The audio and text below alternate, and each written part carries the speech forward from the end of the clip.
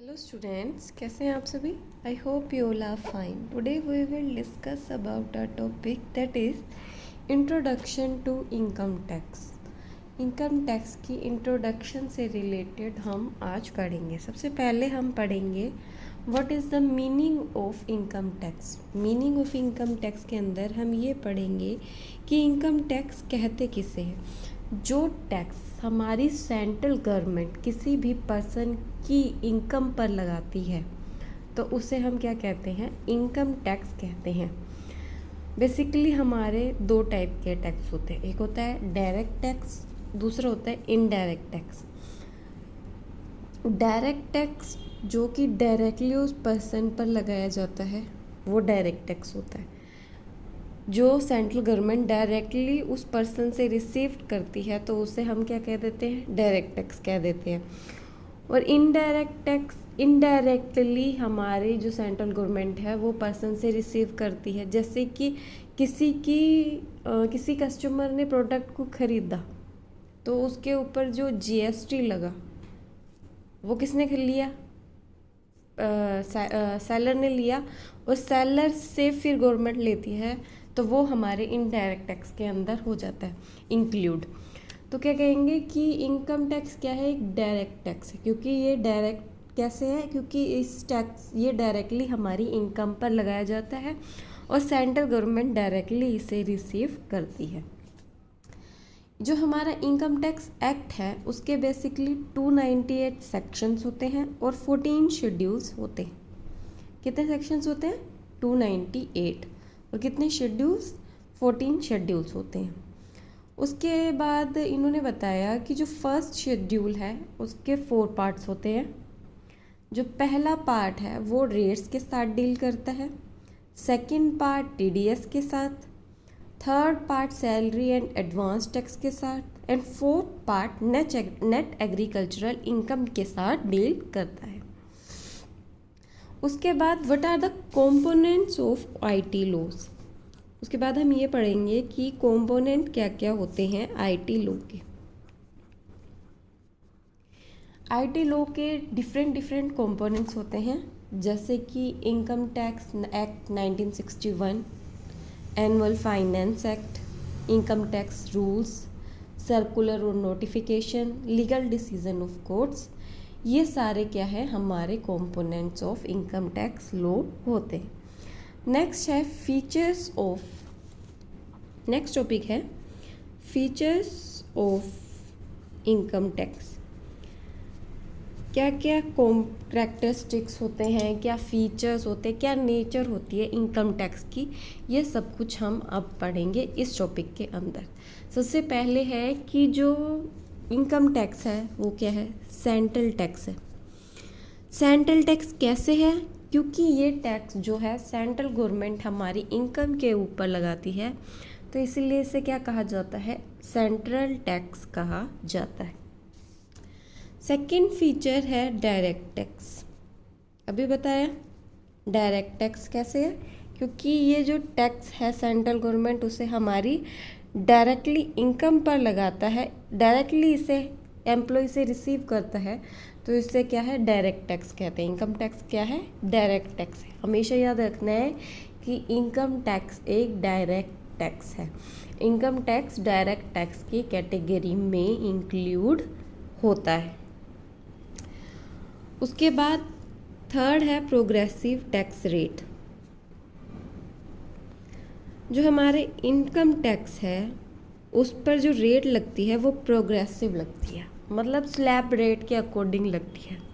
जितनी ज़्यादा इनकम होगी उतना ज़्यादा टैक्स लगेगा, जितनी कम इनकम होगी उतना कम टैक्स लगेगा। इससे क्या है कि रिच पर्सन पर बर्डन टैक्स का ज़्यादा होता है और पुअर पर्सन पर इनकम टैक्स का बर्डन कम होता है। इससे क्या है कि ऐसा नहीं होता कि रिच हो जाए और पुअर रह जाए। इसमें इक्वालिटी रखी जाती है इनकम टैक्स में। जिसकी जितनी ज़्यादा इनकम होगी स्लैब रेट के अकॉर्डिंग उसको उतना ज़्यादा टैक्स देना पड़ेगा, जितनी कम इनकम होगी उसे उतना कम देना पड़ेगा टैक्स। उसके बाद है लार्जेस्ट सोर्स ऑफ रिवेन्यू।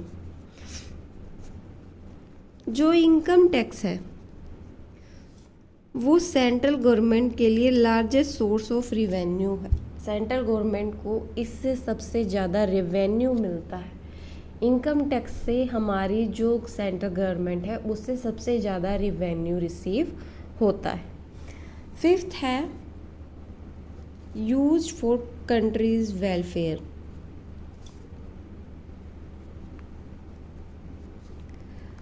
जो हमारी सेंट्रल गवर्नमेंट है वो इस इनकम टैक्स के जो पैसे हैं उसका यूज़ कंट्री की वेलफेयर के लिए करती है। कंट्री के या वेलफेयर, जैसे कि उन्होंने कोई रोडवेज बनाने हैं या कोई हाईवे बनाना है, तो वो इन सब को बनाने के लिए हमारे टैक्स के पैसों का यूज़ करते हैं। तो क्या कहेंगे कि ये जो इनकम टैक्स है वो किस लिए यूज़ होता है? वो कंट्री की वेलफेयर के लिए यूज़ होता है। अब क्या है, कुछ इम्पोर्टेंट कंसेप्ट्स होते हैं जिन्हें जानना बहुत ज़रूरी है अगर हमें इनकम टैक्स को पढ़ना है। तो इनकम टैक्स को पढ़ने से पहले या इनकम टैक्स के बारे में इंफॉर्मेशन कलेक्ट करने से पहले कुछ इम्पोर्टेंट टर्म्स हैं, कुछ इम्पोर्टेंट कंसेप्ट्स हैं जिनके बारे में जानना ज़रूरी है ताकि हमें इनकम टैक्स ढंग से समझ आए, ताकि हमें पता चले एक्चुअली में इनकम टैक्स होता क्या। फर्स्ट है पर्सन। फर्स्ट हमारा कंसेप्ट क्या है? पर्सन।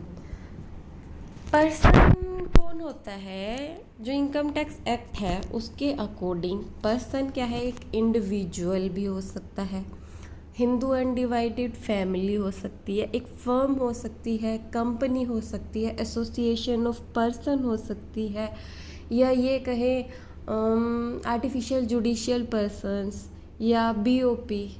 ये सब कुछ हमारे किसके अंदर इंक्लूड होते हैं? हमारे पर्सन के अंदर इंक्लूड होते हैं। चाहे हम इंडिविजुअल को ले लें, हिंदू अनडिवाइडेड फैमिली को ले लें, या एसोसिएशन ऑफ पर्सन ले लें, या फर्म ले लें, कंपनी ले लें, ये सब कोई हमारे इनकम टैक्स में पर्सन के लिए यूज़ होते हैं। ये सब वर्ड्स पर्सन के लिए यूज़ होते हैं। सेकंड कंसेप्ट है असेसी। असेसी बेसिकली, असेसी को इनकम टैक्स में क्या बताया गया है? असेसी एक इंडिविजुअल होता है जिसकी इनकम पर टैक्स लगाया जाता है। असेसी भी डिफरेंट टाइप के हो सकते हैं, जैसे कि सबसे पहले है एवरी पर्सन। हर एक इंडिविजुअल जो टैक्स देता है उसे असेसी कहा जाता है। जिसकी इनकम पर टैक्स लगता है उसे असेसी कहा जाता है, और जो टैक्स लगाता है उसे असेसिंग ऑफिसर कहा जाता है। सेकंड है assessee in default. Assessee in default. Assessee in default वो पर्सन होता है जो कि इनकम टैक्स को पे करने में फेल हो गया।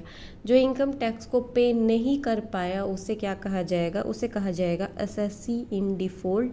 उसे किस नाम से बुलाया जाएगा? उसे कहा जाएगा कि वो असेसी इन डिफ़ॉल्ट है। थर्ड है हमारा पॉइंट डीम्ड असेसी।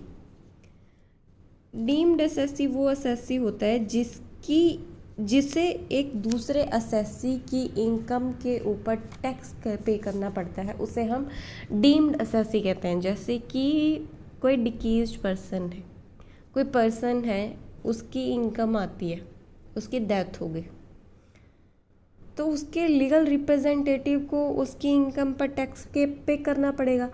तो वो जो उसका लीगल रिप्रेजेंटेटिव है उसे हम क्या कहेंगे? उसे हम डीम्ड असेसी कहेंगे, क्योंकि वो इनकम के ऊपर टैक्स को पे कर रहा है। थर्ड हमारा कंसेप्ट है असेसमेंट ईयर।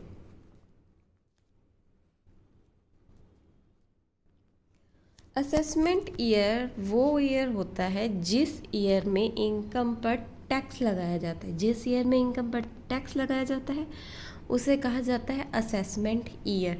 जैसे कि 2022-23 में, सन 2022-23 में 2021-22 की इनकम पर टैक्स लगाया जाएगा, तो 2022-23 को हम क्या कहेंगे? असेसमेंट ईयर कहेंगे, क्योंकि उसमें प्रीवियस ईयर की इनकम पर टैक्स कैलकुलेट होगा और टैक्स पे किया जाएगा।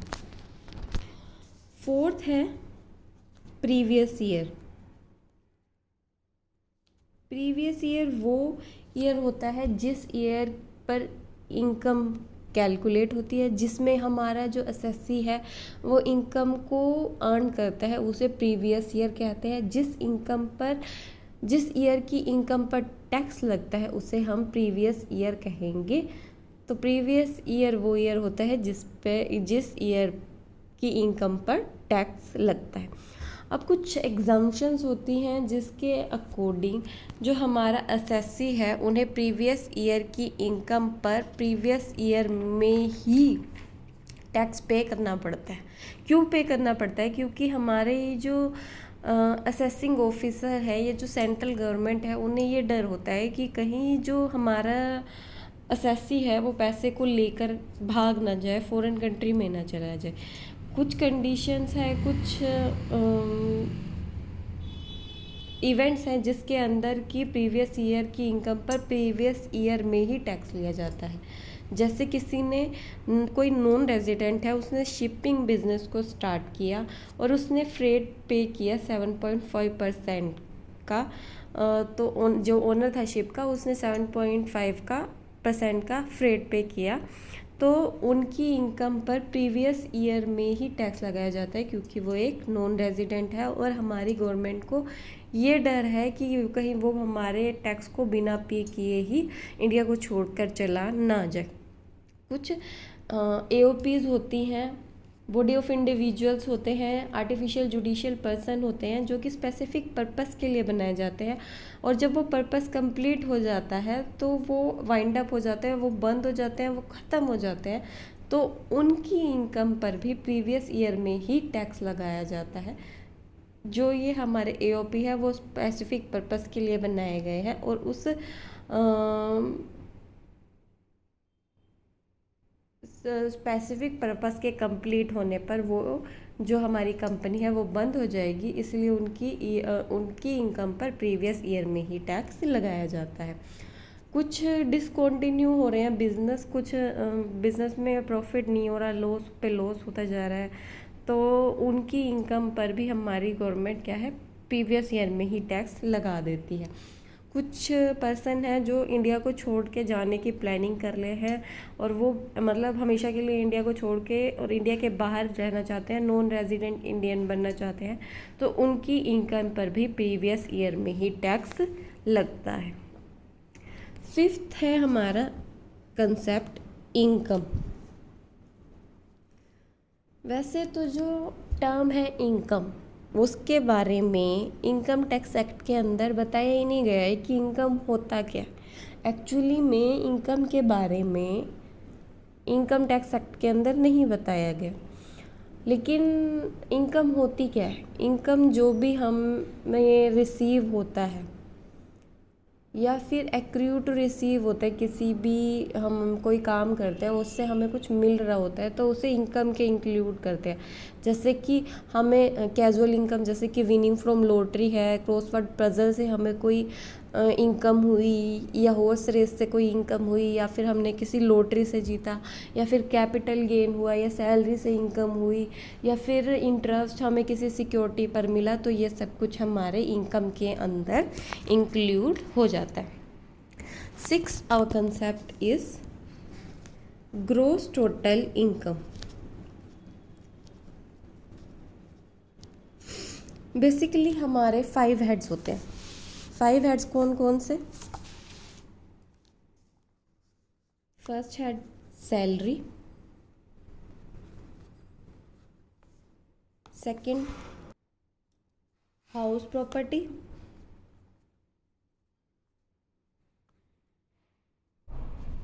Third capital gain, fourth profit and gain of business and profession,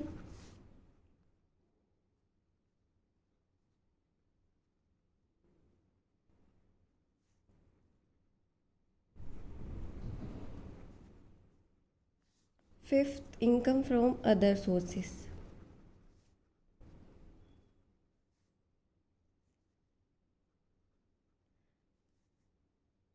जब इन सब की इनकम को टोटल कर दिया जाता है, ऐड कर दिया जाता है, तो उसे क्या कहते हैं, ग्रोस टोटल इनकम कहा जाता है। जब इन सब हेड्स की इनकम को ऐड कर दिया जाता है तो उसे क्या कहा जाता है, उसे ग्रोस टोटल इनकम कहा जाता है। Seventh our concept is total income.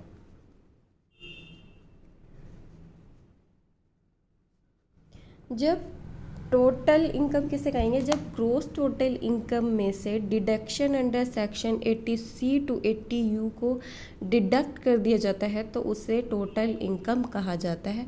और जो हमारा इनकम टैक्स है वो किस पर लगता है, हमारे टोटल इनकम के ऊपर कैलकुलेट होता है।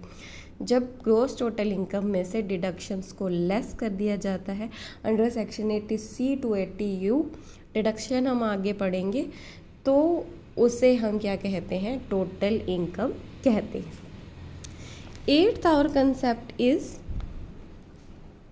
Casual income.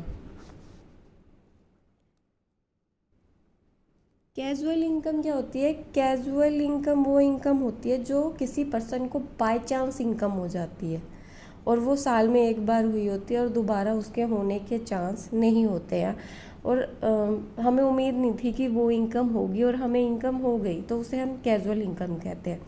जैसे कि हमने लॉटरी से कुछ जीत लिया, पजल्स से, क्रॉसवर्ड पजल से हमें कुछ इनकम हो गई, कैपिटल गेन हो गया किसी तरीके का कोई हमें, या फिर इंटरेस्ट मिल गया कोई जो हमारा बहुत पहले से अटका हुआ था वो रिसीव हो गया, तो ये हमारे कैजुअल इनकम के अंदर इंक्लूड हो जाएंगी। 9th our concept is agricultural income. Agricultural income को हमारे सेक्शन 10 सबसेक्शन 1 के अंदर डिफाइन किया गया। बेसिकली जो एग्रीकल्चर इनकम है वो एग्जम्प्टेड इनकम है। एग्रीकल्चर इनकम एग्जम्प्टेड इनकम, और जो हमारे रेंट या रिवेन्यू रिसीव हो रहा है किसी लैंड से, और वो लैंड क्या है, एग्रीकल्चर पर्पस के लिए यूज़ हो रही है, तो उसे हम उस रेंट को हम क्या कहेंगे, एग्रीकल्चरल इनकम कहेंगे। या फिर हमें कोई बिल्डिंग हमने रिसीव की, कोई फार्म हाउस है और वो हमारे लैंड के पास है और उसका यूज़ हम कर रहे हैं अपने क्रॉप्स को सेव करने के लिए, क्रॉप को रखने के लिए, तो सब हम उससे जो हमें रेंट रिसीव हो रहा है, उससे जो हमें इनकम हो रही है, वो सब कुछ एग्रीकल्चर इनकम के अंडर इंक्लूड होता है। और एग्रीकल्चर जो हमारी इनकम है उसके ऊपर डिडक्शन मिलती है, एग्जाम्प्ट होती है 5,000 अप टू मैक्सिमम 5,000 तक एग्रीकल्चर इनकम हमारी एग्जाम्प्ट होती है। वैसे तो एग्रीकल्चर इनकम पूरी ही एग्जाम्प्ट होती है। एग्रीकल्चर इनकम के बारे में हम अपनी आने वाली क्लासेस में पढ़ेंगे। 10th our concept is maximum marginal rate।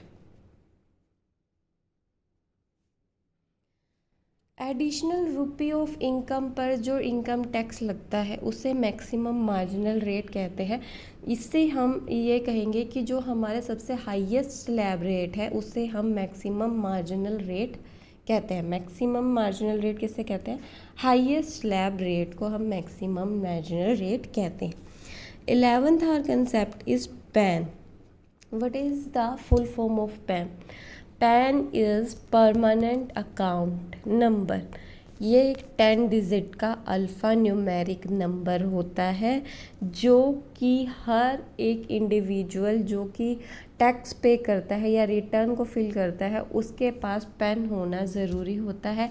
ये पेन कौन इशू करता है? ये पेन इनकम टैक्स ऑफिसर के द्वारा इशू किया जाता है। अगर किसी इंडियन इंडिविजुअल को पैन रिसीव करना है तो उसे 49A फॉर्म को फिल करना होगा, और अगर कोई फॉरेनर पैन लेना चाहता है तो उसे 49AA को फॉर्म को फिल करना होगा पैन को लेने के लिए। That's all for today. अगर आपको मेरी ये क्लास अच्छी लगी तो मेरी इस वीडियो को लाइक करना ना भूलें, मेरे चैनल को सब्सक्राइब करें, बेल आइकन दबाएं और मेरी वीडियो को ज़्यादा से ज़्यादा शेयर करें। Thank you class.